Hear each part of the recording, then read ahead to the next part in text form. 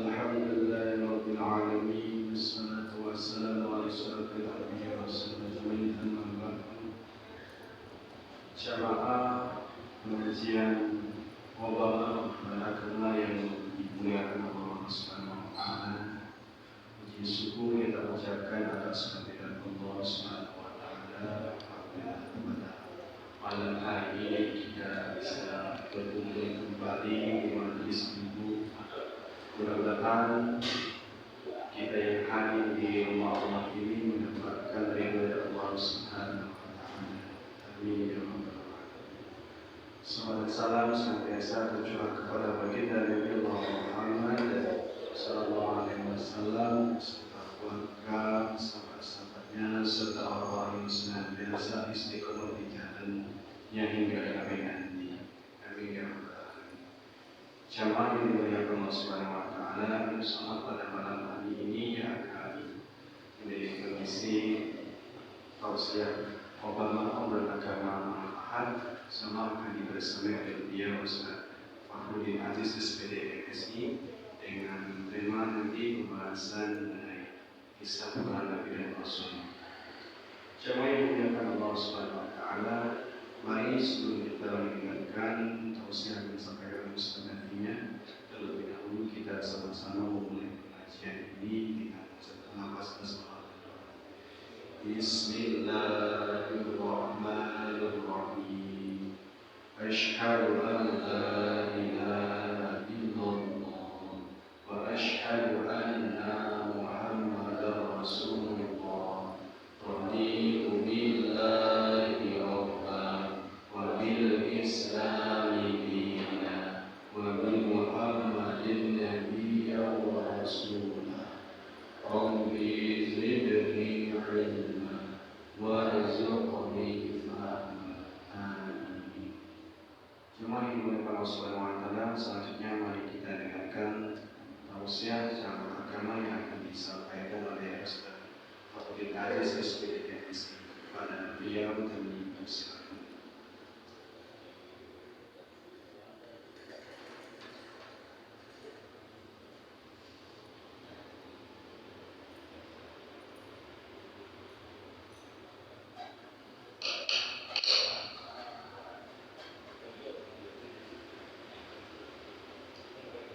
Assalamualaikum warahmatullahi wabarakatuh.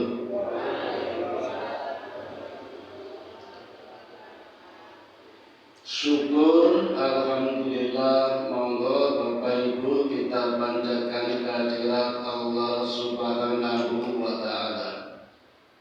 Salawat serta salam kita panjatkan pula kehadiran kita Nabi besar Muhammad sallallahu alaihi wasallam. Hingga malam ini kita masih bisa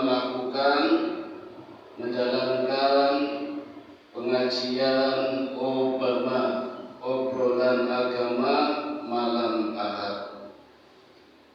Malam ini saya bermaksud akan melanjutkan, syukur-syukur menyelesaikan kisah perjalanan dakwah salah seorang nabi yang masuk dalam kelompok ulul azmi, yaitu Nabi Musa alaihi salatu wassalam, yang sempat terhenti karena tersisipi bulan Ramadan, bulan Syawal, bulan Dzulqa'dah, dan sekarang sudah bulan Dzulhijjah. Terakhir saya menyampaikan sampai di mana Bapak Ibu? Kali bodoh. Seingat saya terakhir menjelang Ramadan saya menyampaikan bagaimana Nabi Musa alaihi salatu wassalam dengan izin Allah mampu menumbangkan kedikjayaan Fir'aun dan bala tentaranya Haman. Tidak hanya itu, Nabi Musa juga dengan kemarahannya atas izin Allah menenggelamkan orang terkaya di dunia ketika itu. Namanya Qarun, dengan cara likuifasi. Jadi bukan gempa bumi biasa, tapi gempa bumi yang tanahnya bergerak, endut, nyedot. Maka seluruh kekayaan Qarun tenggelam di sebuah danau.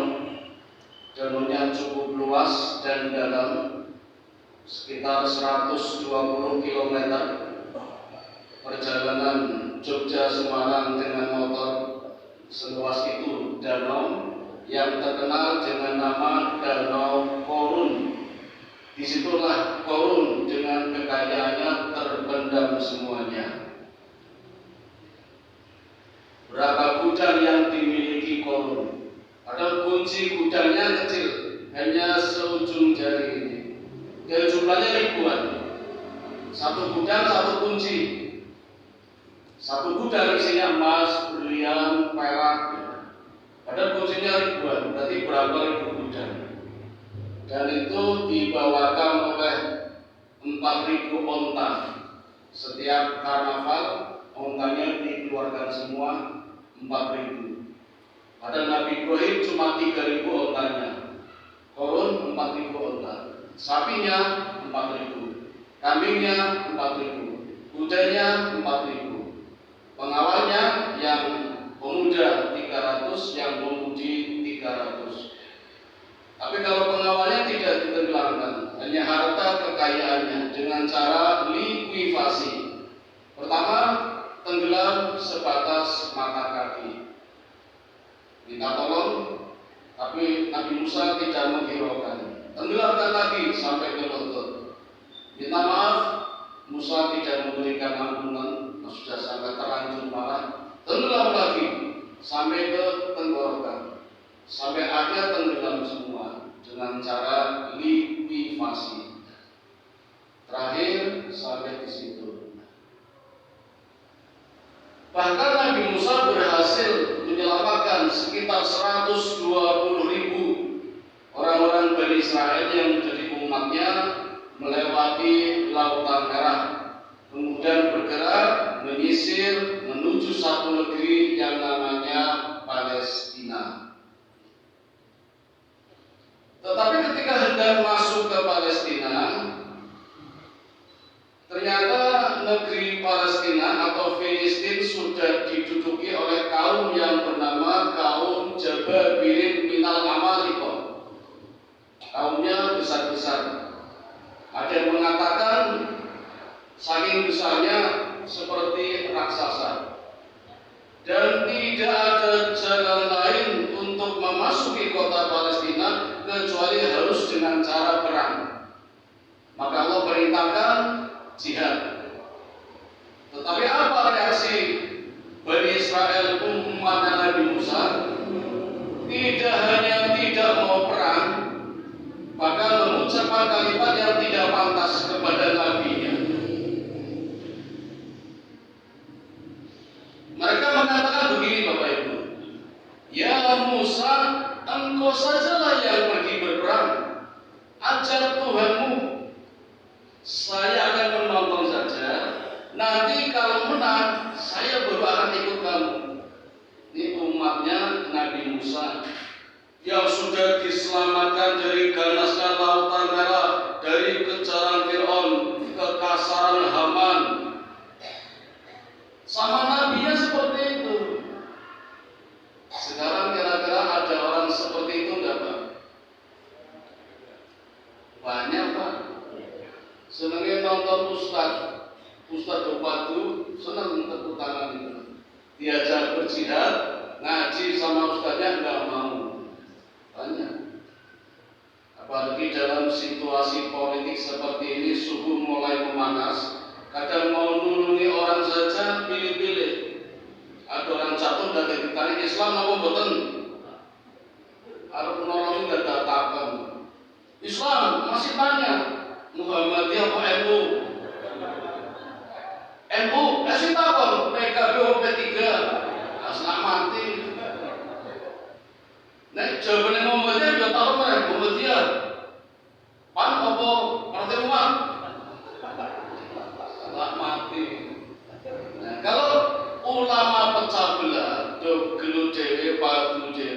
seneng yang nonton itu. Jadi sekarang banyak KTP-nya Muslim, orangnya Islam, tapi karakternya Bani Israel. Hanya nonton orang padu, tepuk tangan, nanti yang menang siapa ikut. Bila perlu ketika pemilu besok nggak nyoblos, ikutlah. Nunggu yang menang siapa, nanti baru ikut. Kenapa banget? Ikut jenenge NU. Nurut urip. Apa GS, golek selamat. Tidak mau berjuang, mau nonton, do pangku, do gelut, kampanye, do tawuran, sok sing menang sapa baru ikut. Kenapa banget? Padahal ada prinsip Bapak Ibu, prinsipnya mendingan milih yang benar walaupun kalah daripada memilih yang salah walaupun menang. Karena besok dituntut sampai di hari kiamat dikisah itu. Kalau milih yang salah, tidak kebablasan. Sampai di sini dulu. Karena umatnya tidak mau diajak berjihad, maka Allah memberikan hukuman. Semuanya terjebak di satu daerah namanya Ardutih, bumi linglung, bumi kebingungan. Tidak tanggung-tanggung Bapak Ibu, lamanya 40 tahun. Sehingga banyak peristiwa yang terjadi ketika itu, di waktu yang lama itu di daerah Ardutih. Di antaranya Nabi Musa hendak mampir di daerah yang didiami oleh suku namanya suku Kan'an. Pernah dengar nama Kan'an ya? Nama dari anaknya Nabi Nuh yang durhaka kepada orang tuanya. Itu punya suku namanya Kan'aniyun. Nah di Kan'aniyun ini Bapak Ibu tinggal seorang ulama besar dari golongan Bani Israel. Namanya Bal'am bin Ba'ura. Kalau bahasa Ibraninya Bilion bin Beol. Di dalam hadis disebut dengan nama Bal'am bin Ba'ura. Ini ulama. Masih keturunan Nabi Lut. Jadi Bal'am bin Ba'ura bin Haron bin Azar. Ini keponakannya Nabi Ibrahim. Kalau Ibrahim bin Azar. Azar punya anak. Harun itu Harun punya anak namanya Bal'am bin Ba'ura. Nabi Lut. Jadi Nabi Lut keponakannya Nabi Ibrahim. Nah, Nabi Lut punya keturunan namanya Bal'am bin Ba'ura. Ini ulama besar dari golongan Bani Israel. Dan Allah memberikan kelebihan pada Bal'am bin Ba'ura menguasai Al-Asma An-Nadham, nama-nama Allah yang agung. Jumlahnya berapa Bapak Ibu? 99. Coba dilihat tangan kita. Yang kanan ada angka 18, yang kiri 81. Kalau dijumlah, dipadukan untuk berdoa, jumlahnya 99. Maka sangat mustajab kata Nabi kalau kita berdoa dengan diawali Asmaul Husna. Dan dari 99 ini ada 3 nama Allah yang a'dzam. Al-Asma An-Nadham. Ada 3 nama yang dikuasai oleh Bal'am bin Ba'ura. Allah, Ya Hayyu, Ya Qayyum.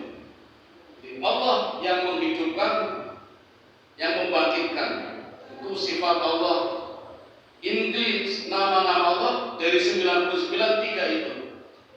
Dan itu garis kehidupan kita. Jadi kalau Bapak Ibu membaca garis tangan, itulah garis kehidupan kita. Kalau normal Bapak Ibu, garis tangannya warnanya coklat atau biasa, ini normal. Ya ada penyakit tapi tidak parah. Allah memberikan pelajaran kepada kita tanda-tanda kita punya penyakit kalau garis tangannya warnanya tidak coklat atau tidak normal.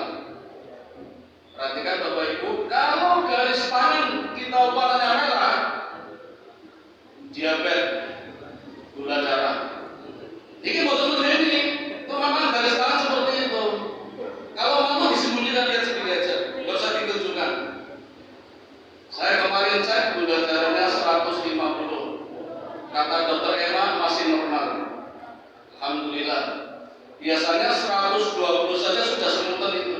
Kalau panjang semutan berarti sekitar 120. Ya masih normal tapi ya waspada saja. Kalau garis tangannya pucat putih, hati-hati liver. Ini putar jadi loh ini. Kalau hitam ginjal, nah, ini hati-hati ginjal. Pun sama ya.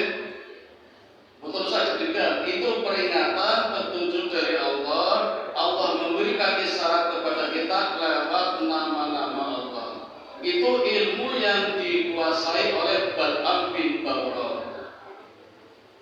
Tidak hanya itu Bapak Ibu, Allah memberikan kelebihan lain. Setiap doanya Bal'am bin Ba'urah tidak pernah tertolak. Jadi selalu dikabulkan, termasuk doa keburukan.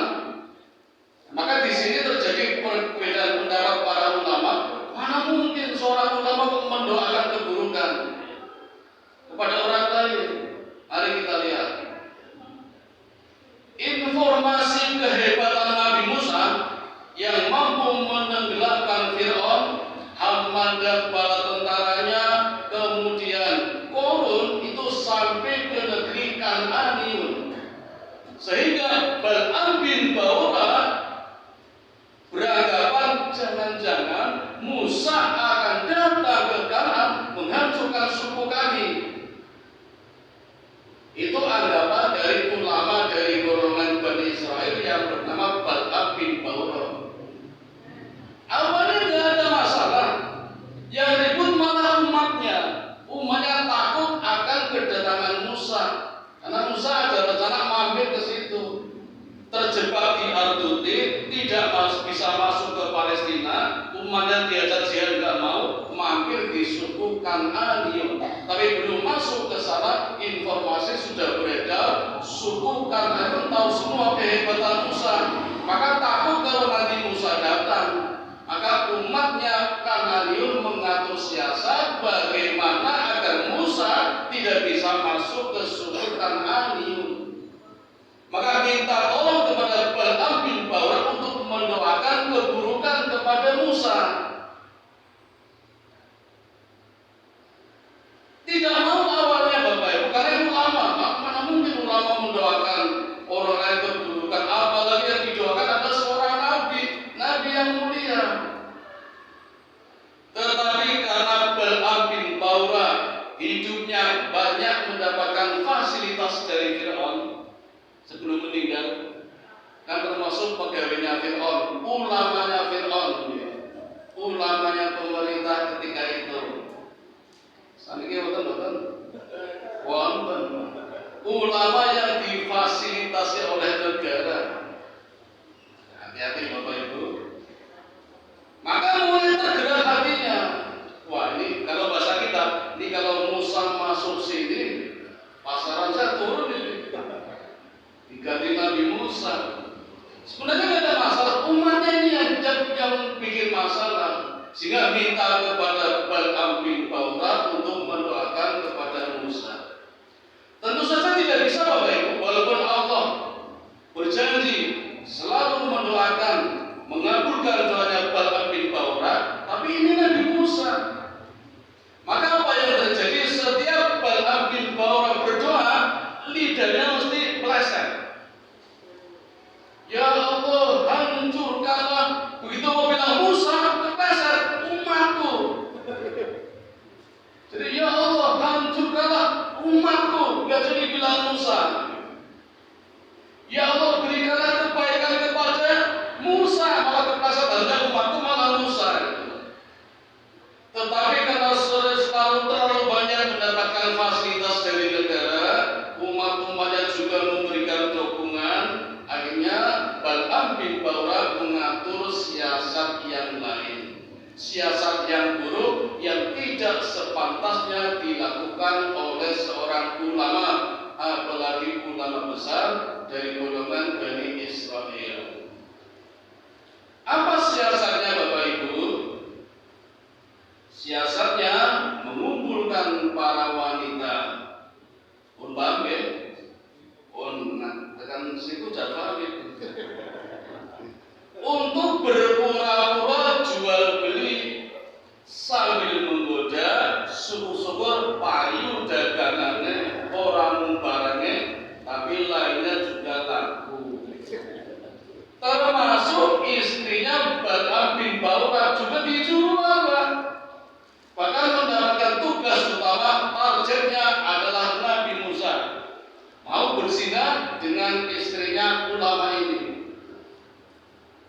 dilalah kersane Gusti Allah, istrinya Bal'am bin Ba'urah tidak kenal Musa itu yang mana. Di dari 120.000 Musa beserta rombongannya, istrinya Bal'am bin Ba'urah nggak tahu mana yang Musa. Tapi yang jelas Bapak Ibu, setelah melalui perjalanan panjang hari demi hari, tentunya banyak juga yang meninggal, terutama dari kalangan wanita. Sedangkan yang tua dari kalangan laki-laki tentu haus ya Pak ya. Perjalanan panjang, lepas dari ganasnya lautan merah, perjalanan melewati padang pasir kan haus capek. Hausnya nggak cuma haus karena minum, ya haus wanita juga. Maka ketika ditawari wanita-wanita ini, ini godaan yang sangat berat ini. Dan itu sudah dipasang oleh umatnya Bal'am bin Ba'urah sepanjang gunung, namanya Gunung Bustan. Musa sendiri sudah membagi kelompoknya. Bani Israel menjadi 12 kabilah. Kabilah Bani Israel yang masing-masing punya pimpinan. Maka dibuatlah perkemahan yang masing-masing kafilah atau bani ada pimpinannya. Tidak ada 12 kemah. Nanti di belakang masing-masing kemah ada kemah-kemah lagi yang kecil-kecil. Nah disitulah wanita-wanita disebarkan hingga sampai ada satu wanita yang bernama Kasbi, bukan Kasmoro, Kasbi. Cawe itu jenenge Kasbi. Masuk ke salah satu perkemahan, dikiranya kemahnya Nabi Musa, ternyata bukan. Dan lelaki yang diajak berzina dengan wanita ini tergoda, sehingga ketika dihadapkan kepada Musa, apa yang dia katakan? Ya Musa, biasanya aku nurut dengan perintahmu, tapi untuk satu yang ini ya Musa, jangan halangi aku. Aku sudah haus. Kasih panas. Maka terjadilah perbuatan zina di hadapan nabinya. Walaupun nggak persis di perkemahan itu, kemahnya goyang dulu. Orang mungkin jangan goyang, kemah goyang. Bapak Ibu, kasih kalingan Nabi Sam'un betul. Dulu bulan Ramadan saya menyampaikan kisah Nabi Sam'un, satu dari 3 nabi yang diutus Allah dakwah ke negeri Ashabul Qaryah, yang Allah berikan 2 mukjizat. Satu, rambutnya panjang, kalingan ya. Yang kedua, Allah berikan pedang. Pedang kecil tapi sangat luar biasa. Dengan pedangnya sekali tebas 1000 pasukan Romawi tewas. Lihat Jamal nama pedangnya. Dan ini ada anaknya Bapak Ibu. Anaknya Nabi Sam'un punya tombak. Sebenarnya tidak berada di daerah tempat berzinahan, tapi sedang ada di negeri lain. Tapi begitu mendengar ada berzinahan dan Allah turunkan penyakit namanya taun. Taun itu tergantung masa dan tempatnya Pak. Jadi namanya bisa berubah Pak. Bentuknya wabah. Mungkin kita pernah dengar ya, cacar dulu pernah mewabah, ganti kolera, ganti desentri, kemarin COVID ya, itu juga taun. Raja Singa itu juga taun nih. Raja Singa Pak. Singanya aja serem apalagi rajanya. Nah anaknya Nabi Sam'un ketika sedang di perjalanan mendengar bahkan menyaksikan ada taun. Ini pasti ada apa ini. Sehingga setelah tahu kalau di daerah Gunung Bustan tempat singgahnya Nabi Musa sebelum masuk ke suku Karnanium terjadi perbuatan zina, anaknya Nabi Sam'un segera kembali. Dan begitu melihat pria wanita bukan suami istri berzina, dengan tombaknya ditancapkan. Kayak sate Pak. Wanitanya ditombak tembus sampai dengan laki-lakinya. Jadi kayak sate itu berdua. Dan dilemparkan ke langit. Begitu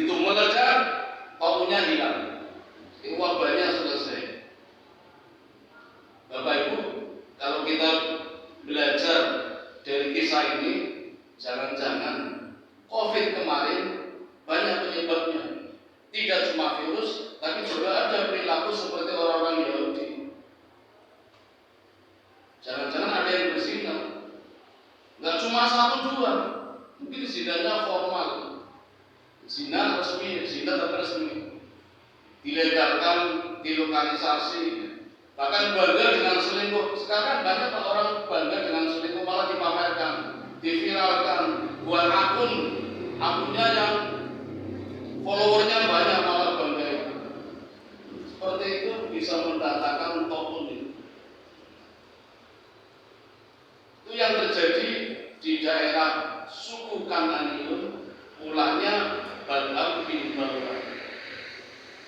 Maka Balaam bin Baura ini akhirnya berubah baju, berubah kulit, tadinya ulama menjadi orang yang paling hina. Dan Balaam sendiri mengatakan, kenapa aku bisa seperti ini? Bisa berubah wujud menjadi orang yang hina, kadang wajahnya berubah menjadi anjing. Ini Bapak Ibu, ini ulama yang seperti ini, ulama yang terlalu banyak menggunakan fasilitas dari negara sehingga fatwa-fatwanya sudah tidak mempan, mudah tergoda, bahkan terjerumus ke lembah hitam. Akhirnya yang dulunya awalnya menjadi pengikut setan, sekarang setan menjadi pengikutnya ulama. Tapi bukannya setan yang menjadi alim, malah orang yang alim menjadi tidak alim. Itu sudah terjadi di zaman Nabi Musa alaihi salatu wassalam. Menjadi orang yang terhina, tadinya ulama menjadi bekas ulama. Mengikuti Bapak Ibu, jadi bekas ulama atau bekas maling? Dengan bekas maling, insya Allah sudah tidak maling lagi. Tapi kalau bekas ulama, hati-hati. Ini peringatan buat kita. Selesai Bapak Ibu, Balaam bin Baura riwayatnya sampai di sini. Selanjutnya, ketika Nabi Musa memberikan pidato di hadapan umatnya, golongan Bani Israel, tanpa disadarinya Musa bertanya, wahai umatku, bagaimana menurut pendapat kalian? Adakah orang yang lebih pandai daripada aku?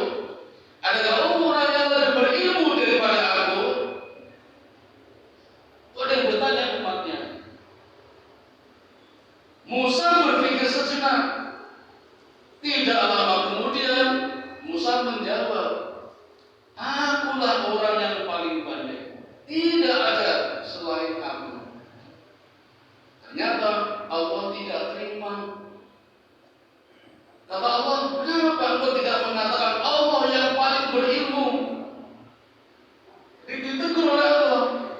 Allah kirim malaikat Jibril, dan Jibril mengatakan kepada Musa, ya Musa, di atas langit ada langit, di atas orang berilmu ada orang yang berilmu. Tahukah engkau? Ada seorang hamba sahaya, bukan nabi, tapi ilmunya lebih tinggi daripada engkau. Maka Musa menyesal terlalu cepat memberikan jawaban hingga tidak sempat mengatakan kalau ilmu yang aku miliki semuanya dari Allah. Dan Musa bertanya kepada Jibril, siapakah orang yang lebih berilmu daripada aku? Jawaban malaikat Jibril, silakan temui orangnya yang berada di antara pertemuan dua laut. Siapa namanya Bapak Ibu? Khidir alaihi salatu wassalam. Maka seketika itu Musa berangkat menemukan orang yang tinggalnya di antara pertemuan dua lautan. Tidak sendiri Bapak Ibu, Musa mengajak muridnya yang bernama Yusak bin Nun dengan membawa bekal keranjang ikan yang sudah ada ikannya. Nah, ini ada dua riwayat. Riwayat pertama, ikannya sudah matang. Di riwayat kedua, ikannya masih mentah. Kalau dibahas ya, yang penting ada ikannya. Menjadi bekal perjalanan mencari orang yang bernama Khidir. Berhari-hari sangat lama sampai Musa pada saatnya kecapean istirahat di laut yang ada batunya. Berdua tertidur semua di batu itu. Padahal muridnya yang bernama Yusha bin Nun dipeseni oleh Musa, jangan tidur, berjagalah kalau nanti terjadi apa-apa. Tapi semuanya tertidur. Walaupun Yusha tidak begitu angler, jadi masih terjaga, tidur tapi masih terjaga. Nah, ketika Musa terlelap tidur, ombaknya agak miring, condong ke batu tempat tidurnya Musa. Nah, itu keranjang ikannya disenggol-senggol oleh ombak, dul, dul, dul, sampai keranjangnya buka. Kemasukan air laut, ikannya keluar, hilang. Padahal udah mati loh Pak ikannya. Nah, mateng apa mentah nggak jadi masalah, urusannya Gusti Allah, ikannya lepas. Yusha nggak sadar, padahal tahu tapi nggak sadar. Lomo kalau bahasa sekarang.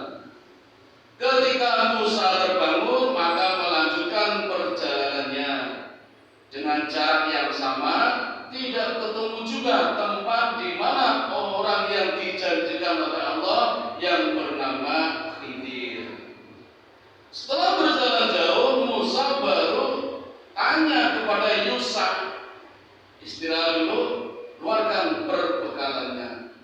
Yusha baru ingat kalau ikannya sudah lepas tadi di daerah tempat kita istirahat di laut, yang ternyata laut itu adalah pertemuan dua laut. Maka Nabi Musa, itu tempatnya tadi, ayo kita balik lagi, kembali lagi, jalan kaki lagi, 1 hari lagi. Wah, berteman dengan yang berlaku. Yang kita buat gitu. Nah, ternyata betul sampai disitulah Musa melihat seorang lelaki yang ternyata bernama Khidir. Sama-sama muslim, sama-sama utusan Allah, maka bersalam. Assalamualaikum, waalaikumsalam. Nampaknya Khidir sudah tahu Musa datang disambut dengan baik. Selamat datang utusan Allah ya Musa. Hingga Musa kaget, kenapa tahu nama saya? Allah yang memberitahu, kata Khidir. Lalu Musa mengemukakan keinginannya untuk berguru, untuk belajar ilmu hikmat yang Allah berikan kepada engkau. Apa kata Khidir? Ya Musa, apakah masih kurang? Allah sudah berikan Taurat kepadamu, Allah berikan ilmu kepadamu, kenapa masih mencari yang lain? Tidak ya Khidir, Allah memberitahukan kepadaku lewat malaikat Jibril, di atas orang berilmu ada orang yang berilmu lagi. Aku ingin belajar darimu. Kata Khidir, engkau tidak akan mampu. Kata Musa, insya Allah engkau akan melihat aku akan menjadi orang yang sabar. Janji, janji. Baik kalau begitu, tapi ada syaratnya. Selama perjalanan, ketika engkau melihat aku melakukan apapun, tidak boleh komen. Kalau bahasa kita tidak komen. Orang takut terus. Nanti dijawab OTW, orang takut baik. Dulu belum ada HP. Maka Bapak Ibu, mulailah perjalanan dua nabi yang mulia ini, Musa dan Khidir, dimulai dari tepi pantai. Kalau zaman sekarang pelabuhan. Dan ketika hendak naik kapal, Musa melihat burung seriti yang sering kita lihat terbang mendekati laut, kemudian meminum, kemudian terbang lagi. Khidir mengatakan, ya Musa, melihat itulah ilmu kita yang diminum oleh burung. Sementara samudra yang luas, itulah ilmunya Allah. Kita tidak punya ilmu apa-apa. Maka mulailah dua orang ini naik kapal dan terlihat Nabi Khidir bincang-bincang dengan para nelayan yang ada di kapal. Musa tidak tahu apa yang dibicarakan. Yang pasti berdua berlayar dengan menggunakan kapal gratis gratis tanpa bayaran. Nelayan dibayar tidak mau. Ketika perahu hendak sampai di satu pulau, Nabi Khidir ini mulai melubangi kapalnya sehingga air masuk. Musa mulai komen, "Ya Khidir, kenapa engkau melubangi kapal? Bukankah nanti kami di sini tenggelam semua? Dan engkau lihat tidak membayar kepada para nelayan tadi. Kalau bahasa kita wis gratis orang bayar, kenapa rusak kapal?" Kata Khidir, "Ternyata engkau Musa tidak sabar mengikuti aku." Kalian Musa, "Oh ya wis, sorry kalau bahasa kita.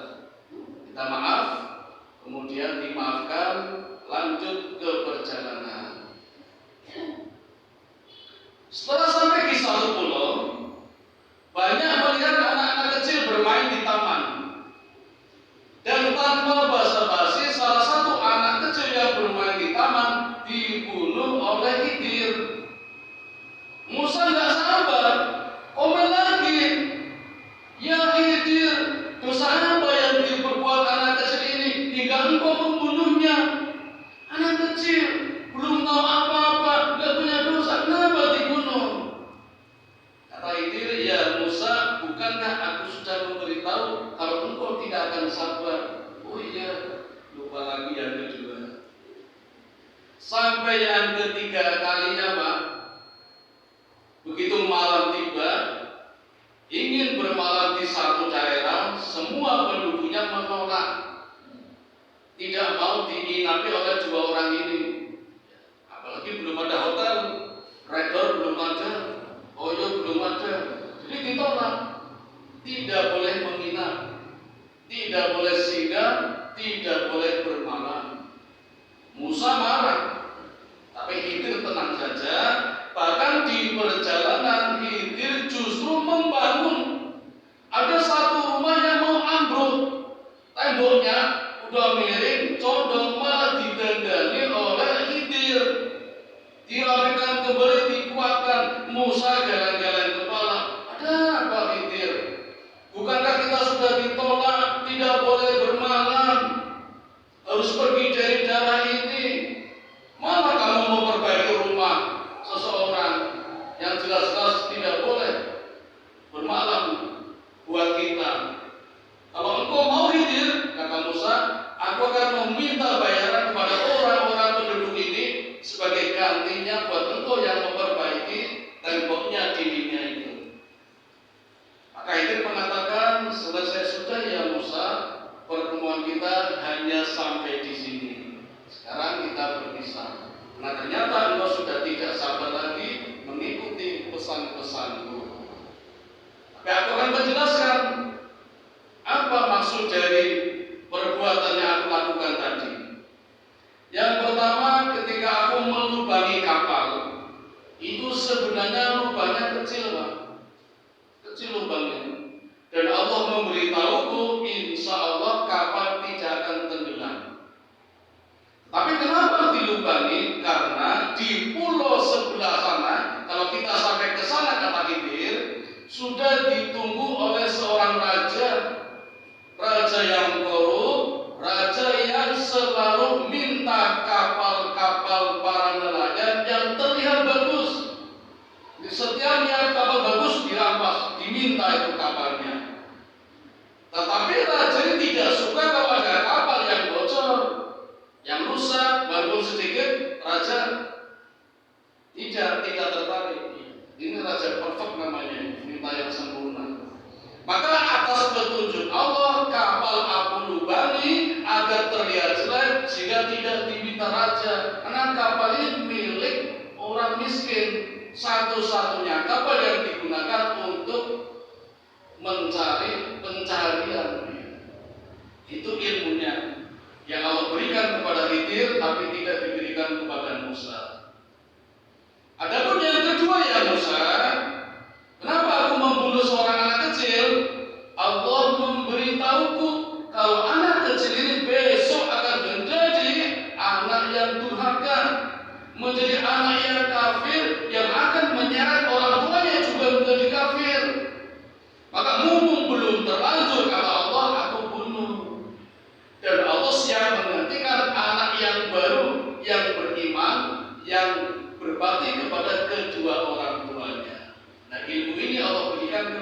Khidir.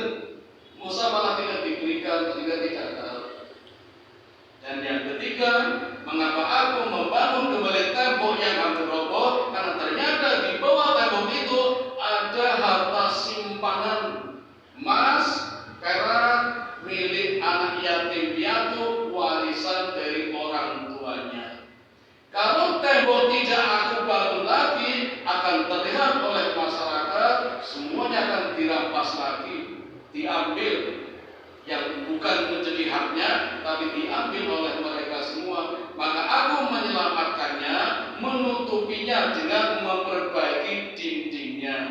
Besok ketika anak ini sudah besar, Allah akan membuka kembali harta warisannya. Begitu Musa. Ini kisah pertemuan dengan Nabi Khidir. Memang sangat singkat, tapi banyak memberikan pelajaran kepada kita. Lanjut Bapak Ibu,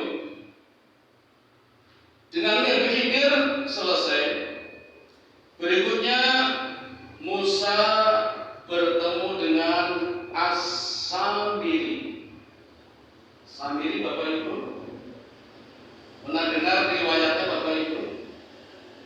Samiri adalah salah seorang yang selamat juga seperti Nabi Musa ketika Fir'aun membuat satu kebijakan, semua bayi laki-laki yang lahir dibunuh. Kita sudah tahu semua di dalam sejarah Musa selamat. Ternyata tidak cuma Musa, ada bayi lain yang juga selamat, namanya Samiri. Nama aslinya sama, Musa bin Dhofar. Kalau Nabi Musa bin Imran. Cuma ceritanya berbeda.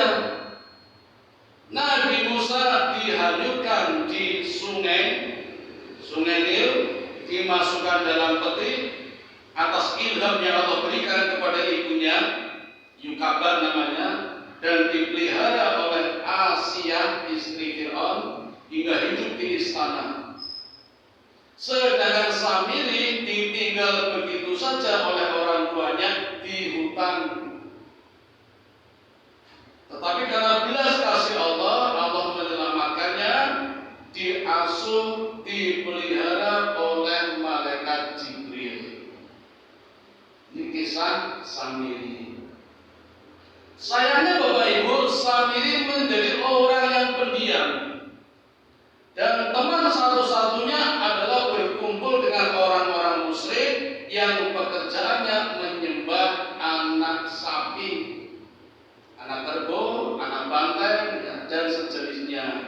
Itu perbuatan amalan Samiri ketika kecil hingga remaja dan dewasa. Menjadi kebiasaannya karena berkumpul dengan orang-orang musyrik menyembah sapi, menjadikan sapi sebagai Tuhannya. Karena ketika kecil dipelihara oleh malaikat Jibril, maka malaikat Jibril bagi Samiri tidak asing lagi. Sudah hafal bahwa itu malaikat Jibril, sudah biasa. Betul kali pulau panjenengan belum kenal tuh ya? Belum kenal. Maka ketika peristiwa menyeberangi lautan merah, dikejar oleh Fir'aun, Samiri itu di belakangnya Musa. Musa tidak menengok ke belakang, saking sibuknya. Jadi Samiri termasuk umatnya Nabi Musa juga. Musa membawa rombongan 120.000, saking sibuknya dikejar-kejar Fir'aun, dan selalu berkomunikasi dengan malaikat Jibril yang menggunakan baju putih, kuda putih. Samiri di belakangnya.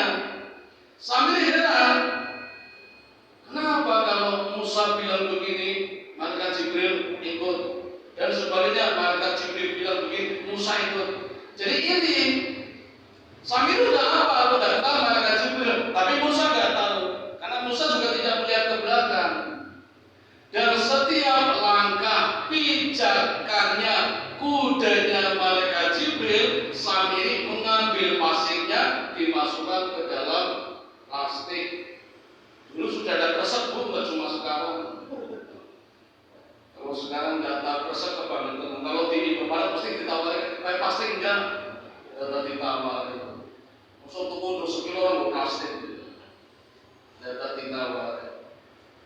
Nah, pasir-pasir yang dikumpul oleh Samiri ini pada saatnya dikeluarkan di satu wilayah. Jadi lepas dari Balaam bin Bauran, masih di wilayah Ardutin, ketika Musa melanjutkan perjalanan bersama para rombongannya, sampailah pada satu daerah yang penduduknya banyak menyembah anak sapi. Samiri dalam hatinya, wah ini kesempatan. Sudah lama saya menunggu saat yang tepat untuk membuat sapi menjadi idolaku, Tuhanku, seperti dulu ketika aku kecil. Pada saatnya tiba Bapak Ibu, tanggal 1 Dzulqa'dah, Nabi Musa mendapatkan perintah Allah untuk menerima papan Taurat. Dan Allah berjanji di dalam surat Al-A'raf ayat 142, akan dibuka nih, mudah-mudahan tidak salah. Allah berjanji akan memberikan kitab Taurat kepada Musa setelah 30 malam. Jadi bulan Dzulqa'dah Bapak Ibu jumlah harinya 30. Pasti Allah sendiri yang mengatakan. Maka harusnya Pak, harusnya Bu, Idul Adha sama, enggak beda mestinya. Kalau Idul Fitri mungkin beda. Ada hisab, ada ru'yah. Idul Adha harusnya sama. Karena Allah sendiri mengatakan bulan Dzulqa'dah 30 hari, enggak mungkin 29. Jadi harusnya sama itu. Maka mulai 1 Dzulqa'dah Nabi Musa berpuasa. Ini bukan syariat, tapi Musa merasa tidak enak akan bertemu dengan Allah, maka Musa berpuasa atas inisiatif sendiri selama 30 hari selama bulan Dzulqa'dah atau Dzulqi'dah. Yang benar sebenarnya Dzulqi'dah, bukan Dzulqa'dah, tapi nggak apa-apa lah, sudah terlanjur, tidak begitu penting ya. 30 malam selesai, waktu yang Allah janjikan, Musa harusnya sudah turun dari lembah Bukit Tur Sinai. Tetapi Musa belum turun. Samiri tampil bicara kepada umatnya Musa, wahai umatnya Musa, wahai Bani Israel, Nabi yang engkau hormati, Nabi yang mulia yang Allah janjikan 30 hari sekarang belum turun. Padahal Musa sudah pesan kepada kakaknya, sinten Pak? Harun, yang mendapat kete bilisi dari Musa, minta kepada Allah untuk juga diangkat menjadi nabi. Nabi jangan semoga jadi nabi, kenapa?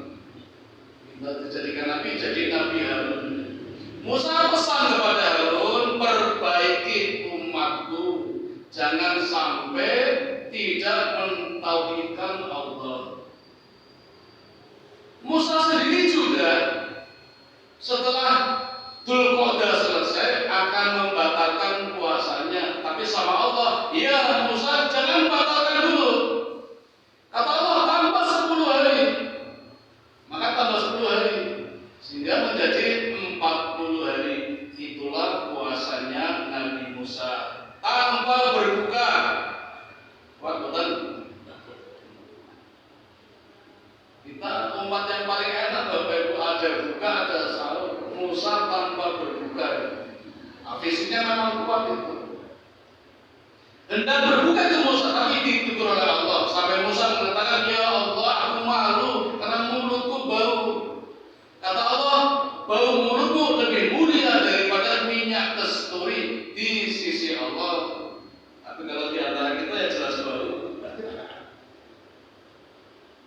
Maka 40 hari selesai, Musa mendapatkan papan Taurat, turun dari lembah Tur Sinai, menjumpai lagi umatnya, ternyata sedang beramai-ramai menyembah anak sapi.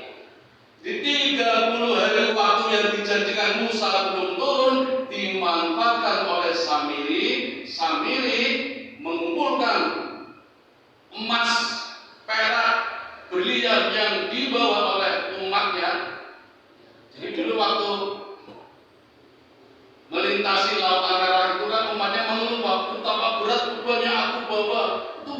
Pak. Emasnya Fir'aun, peraknya Fir'aun. Jadi mulai kalau bawa itu. Kalau kita kan nggak sempat lagi. Gempa, tsunami, ayo tinggal, tapi motor ditinggal apa? Dicoba hilang. Israel tidak mau, Bu. Israel itu maju kalau bawa. Tapi dicoba masa Fir'aun juga itu. Sampai Musa mengatakan itu bukan hakmu, itu milik Fir'aun. Walaupun orang jahat tidak boleh mengambil seperti itu. Itu umatnya membawa emas, membawa perak barang. Nah, ketika ditinggal Musa ke Bukit Sinai, emas peraknya dikumpulkan oleh Samiri, dijadikan sapi, dibakar. Begitu meleleh, pasir yang Samiri kumpulkan ketika mengikuti Musa di kota Perak, bekas pijakannya kuda dan malaikat Jibril ditaburkan, maka jadilah sapi yang ada suaranya. Musa contohkan nih suaranya nih. Dan ketika itu Musa turun, ada apa ini? Marah Musa itu. Orang yang pertama kali dipegang siapa Bapak Ibu? Harun. Ditangkap dulu oleh Musa. Dan ngapunten kasar Bapak Ibu. Jenggotnya ditarik, kepalanya ditarik. Kenapa Harun? Kata Harun, ya putra ibuku. Harun itu orangnya lembut. Mau mengatakan Musa saja nggak mau bilangnya, wahai putra ibuku. Harus banget itu. Jadi Harun itu disukai oleh Bani Israel. Karena orangnya halus. Nah Musa kan kasar, ketika itu. Harun yang disalahkan. Aku sudah memberitahu, sudah menyampaikan, mengingatkan, tapi mereka tidak mau. Lalu siapa ini? Samiri, panggil Samiri, disidang oleh Nabi Musa. Apa kata Samiri? Ya Musa, kalau bahasa kita, bukankah engkau sudah memberikan beban kepadaku dan sekarang sudah lepas bebannya, bukan urusanmu, sekarang menjadi anak sapi atas inisiatifku sendiri. Nah, Musa marah, lalu menghukum Samiri. Bapak Ibu kalian cerita Mahabharata betul? Yang dihukum oleh Krishna, Sinta juga Aswatama itu kan tidak mati, diberikan penyakit kulit, korek, membusuk, sehingga orang tidak ada yang mendekatinya. Ketika Aswatama setiap mendekati orang, orang mesti pergi. Hingga Aswatama selalu mohon segera kematian, tapi nggak mati-mati. Saya jadi curiga, jangan-jangan itu juga mengambil kisah dari Nabi Musa. Nabi Musa tidak membunuh Samiri, tapi mengusirnya. Dan Allah menutupnya dengan penyakit kulit juga. Setiap orang yang menyentuh kulitnya terasa terbakar. Itulah Samiri. Samiri Bapak Ibu yang sekarang diangkat menjadi tokoh negara-negara Yahudi Israel, dan sekarang menjadi simbol satu negara adikuasa. Negara apa? Amerika, yang terkenal dengan nama negara Paman Sam. Dari kata Samiri, kelakuannya ya kayak Samiri itu. Jadi itulah Bapak Ibu. Kalau orang mengatakan Samiri Dajjal, secara Lughatul Arabiyah bukan, tapi lisanul Arabiyah Samiri Dajjal, Dajjalnya Amerika. Menipu ya, yang sangat diagungkan sehingga diberi nama Paman Sam, negaranya Amerika. Itu dari kata Samiri, itu Amerika. Jadi setiap negara, setiap wilayah, setiap waktu ada Dajjal. Sedangkan Dajjal yang sebenarnya yang Allah tuliskan di dalam kitab tidak seperti itu, lebih ganas lagi. Jadi kalau ditanya Samiri Dajjal, ya Dajjal ketika itu di zaman Nabi Musa.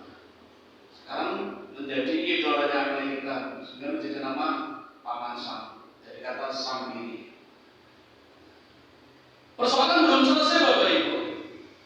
Samiri sudah pergi, tetapi Musa terlanjur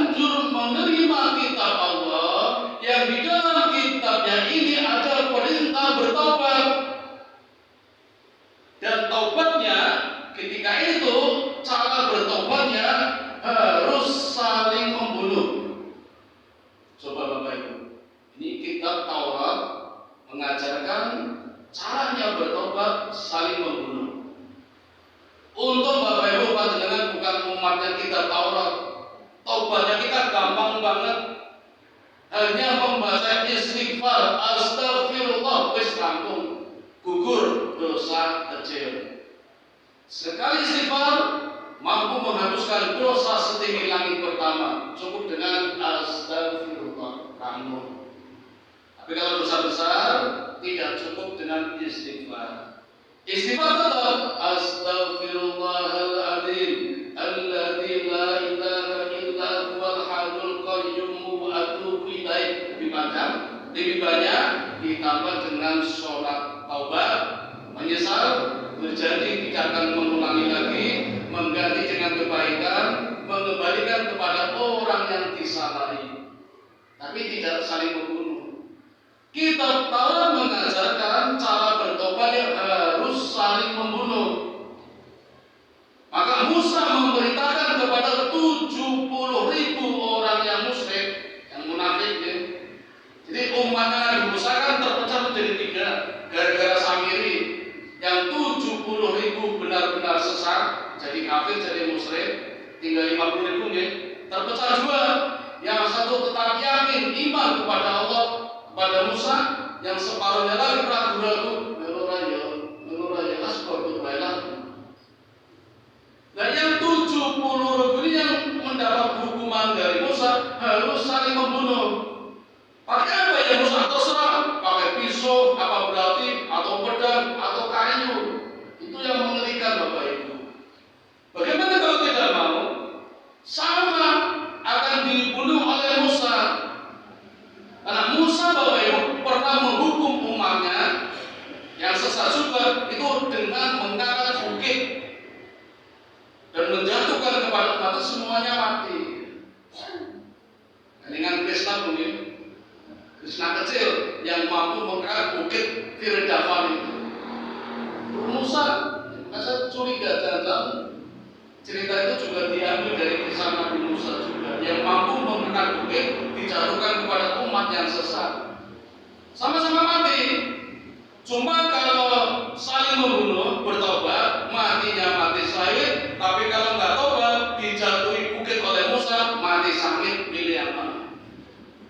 Akhirnya bertobat dengan saling membunuh. Maka umatnya Musa berkurang 70.000 meninggal. Tapi syahid tinggal 50.000 yang masih hidup.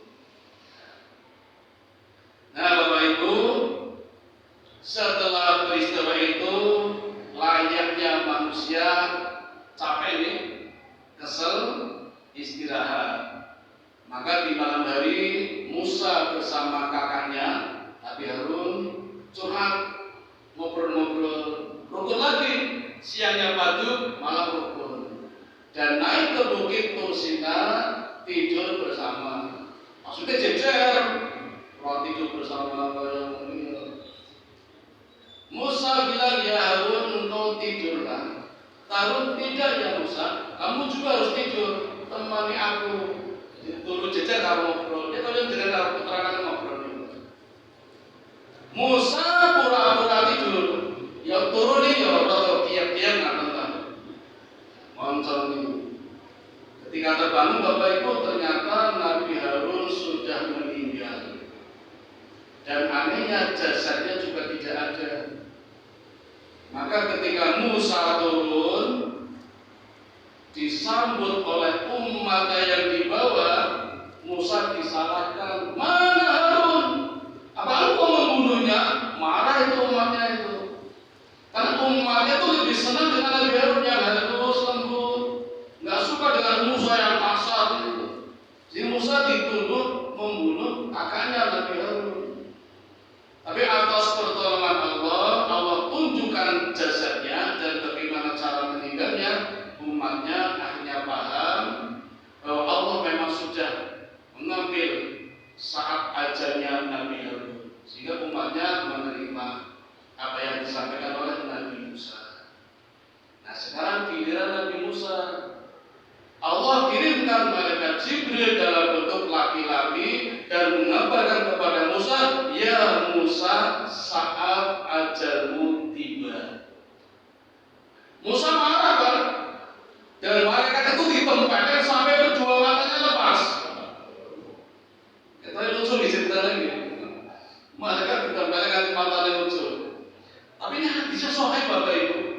hadisnya sahih diriwayatkan oleh Abu Hurairah.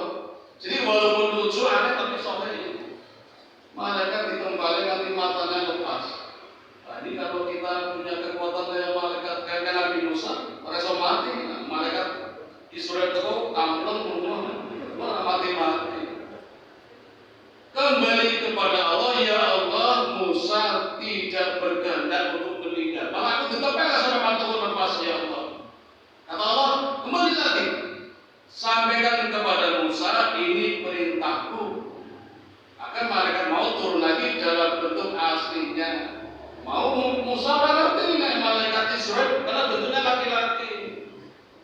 Nah, ini bentuk asli. Musa baru tahu kalau itu malaikat Israel yang siap menyebut Musa karena sudah saatnya ajal yang tiba. Nah, Bapak Ibu, akhirnya sampai di sini akhir kehidupan dari Nabi yang mulia yang masuk dalam kelompok ulul azmi, yaitu Nabi Musa alaihi salatu wassalam. Mudah-mudahan banyak memberikan pelajaran kepada kita, terutama tentang kesabaran, mampu menahan emosi dan sebagainya. Jadi intinya Bapak Ibu, kejadian ini diterimanya kitab Taurat oleh Nabi Musa lewat perjalanan panjang mulai tanggal 1 Dzulqa'dah sampai 10 Zulhijjah. Di puasa Nabi Musa 40 hari. Kita bukan umatnya Nabi Musa, maka tidak disyariatkan berpuasa 40 hari. Cukup 9 hari di 10 hari pertama bulan Dzulhijjah. Ini sudah hari yang ke-6, kurang 3 lagi. Ahad, Senin, Selasa. Besok hari, nanti Senin puasa Tarwiyah tanggal 8, 9 puasa Arafah. Kalau lengkap sejak hari pertama tanggal 1 sampai tanggal 9. Tanggal 10-nya sebelum sholat masih berpuasa. Jangan sarapan dulu. Ini bedanya dengan Idul Fitri. Maka sholat Idul Adha biasanya lebih awal daripada Idul Fitri. Biar segera berbuka. Nah, setelah sholat Idul Adha baru berbuka. Dan pulangnya harus disunahkan lewat jalan yang lain dari berangkatnya. Sunahnya begitu. Di kalau nampak tilas kata Bapak Ibu ya. Itu bedanya Idul Adha dengan Idul Fitri. Banyak peristiwa yang terjadi menjelang sepanjang Idul Adha. Jadi bulan Dzulqa'dah, bulan Dzulhijjah banyak peristiwa. Maka 2 bulan ini merupakan 2 dari 4 bulan yang dimuliakan Allah. Nanti dibuka surat At-Taubah, surat yang ke-9 ayat 36. Allah mengatakan, dari 12 bulan yang aku ciptakan, ada 4 bulan yang Ashhurul Hurum, 4 bulan yang dimuliakan. Di luar bulan Syawal dan bulan Ramadan. Syawal, Ramadan jelas mulia. Di luar itu ada 4 lagi yang mulia. 3 berurutan, Dzulqa'dah, Dzulhijjah, Muharram. Yang 1 melompat bulan Rajab. Ini 4 yang dimuliakan. Nah Bapak Ibu, ada banyak peristiwa yang terjadi di bulan Dzulqa'dah. Saya menyampaikan yang kelima ya. Yang pertama ada peristiwa yang sangat hebat, yaitu penyerangan Bani Quraidah. Yang kedua, pernikahan Nabi Muhammad dengan Zainab binti Jahsy yang dikenal dengan nama pernikahan langit, tanpa mahar, tanpa wali, tanpa saksi. Wah, kalau jenengan praktek di sini geger teman-teman. Nikah tanpa wali, tanpa saksi, tanpa mahar. Tapi Zainab binti Jahsy bangga. Dari sekian istri Nabi, hanya aku yang pernikahannya luar biasa. Itu bangganya Zainab binti Jahsy. Saya ini harus belum. Itu terjadi di bulan Dzulqa'dah. Yang ketiga, perjanjian Hudaybiyah. Yang keempat, haji wada.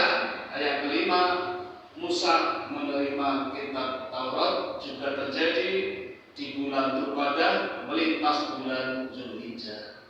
Mengatakan bahwa yang dapat kami sampaikan mudah-mudahan manfaatnya. Saya kembalikan kepada pembawa acara. Assalamualaikum warahmatullahi wabarakatuh.